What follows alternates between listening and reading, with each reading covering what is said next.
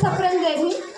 जगाला शांततेचा व क्रांतीचा संदेश देणारे तथागत गौतम बुद्ध, स्वराज्याचे जनक छत्रपती शिवाजी महाराज, आरक्षणाचे जनक राजश्री शाहू महाराज, स्त्री शिक्षणाचे जनक महात्मा ज्योतिराव फुले, संत गाडगेबाबा, संत बिरसा मुंडा, भारतीय राज्यघटनेचे प्रमुख शिल्पकार, बोधिसत्व, विश्वरत्न, भारतरत्न डॉक्टर बाबासाहेब आंबेडकर, माता रमाई, माता भीमाई, माता अहिल्याई, माता सावित्री आई, या सर्व महामातांना आणि या महामानवांना मी प्रणिता नागदेवे सर्वप्रथम विनम्र अभिवादन करते व आपला भाषणास सुरुवात करते. ज्या वेळेस या भूमीमध्ये धर्माचा मुकुटा एक खोला गेला होता, पाप पुण्याचं व्याकरण सुरूच झालेलं होतं. अनेक वर्षापासून चातुर्वर्ण व्यवस्थेखाली समाज पूर्णपणे दबलेला होता. 4 वर्णांमध्ये 4000 जाती निर्माण झाल्या होत्या. माणसांपेक्षा जास्त दगड धोंड्याला जास्त किंमत आलेली होती. नदीतल्या गोठ्यातल्या शेणाला आणि भोजनातल्या पंक्तीला भलताच भावलं होतं. सामान्य माणसाच्या अस्पृश्याच्या अंगाला कोड आलेलं होतं. त्यांना खायला भाकर मिळत नव्हती, चालायला रस्ता मिळत नव्हता, प्यायला पाणी मिळत नव्हतं. सामान्य माणसाची अशी परिस्थिती असताना धैर्य लोकांचा व्यथा, वेदना आणि अश्रू याची सही नीती लोकांना कळायला लागली आणि याचा श्वास मोकळा करण्यासाठी एका महापुरुषांनी जन्म घेतलं आणि त्या महापुरुषाने हजारो वर्षापासून विकारांचं निर्णयाचं काम केलं आणि त्याच महापुरुषांचे नाव म्हणजे बुद्धिसम्राट डॉक्टर बाबासाहेब आंबेडकर. बाबासाहेब म्हणजे काय? आचार्य यत्र सांगतात की बाबासाहेब म्हणजे बंड, मृत्यूमंत बंड. त्यांच्या धैर्याच्या कणाकणामधून बंड थेंबानं घालीत होते. बाबासाहेब म्हणजे जुनाविरुद्ध उकारलेले खोजराचे मुंड होय. बाबासाहेब म्हणजे जातीभेदावर जोडलेले चक्र होय. बाबासाहेब म्हणजे धर्म माथराडाचा आतड्या काढून कोतळा बाहेर काढणारे वाघ होय.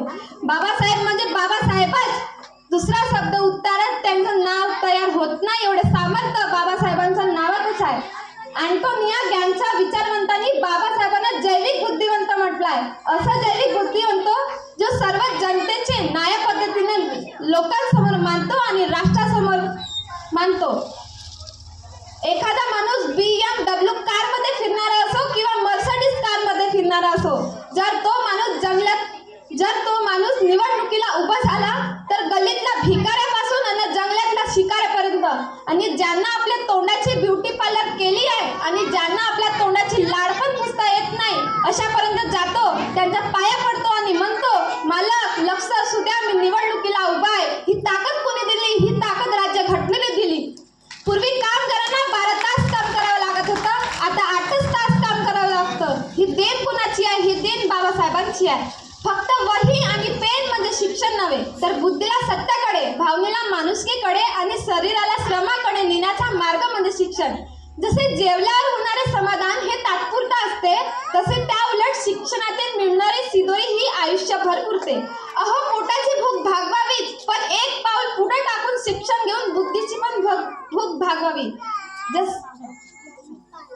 जाता एवढंच म्हणणार, पुढारी कोणाच्या हाताखाली आहे? पुजारी ट्रस्टीच्या हाताखाली आहे. ट्रस्टी कोणाच्या हाताखाली आहे? ट्रस्टी राज्य सरकारच्या हाताखाली आहे.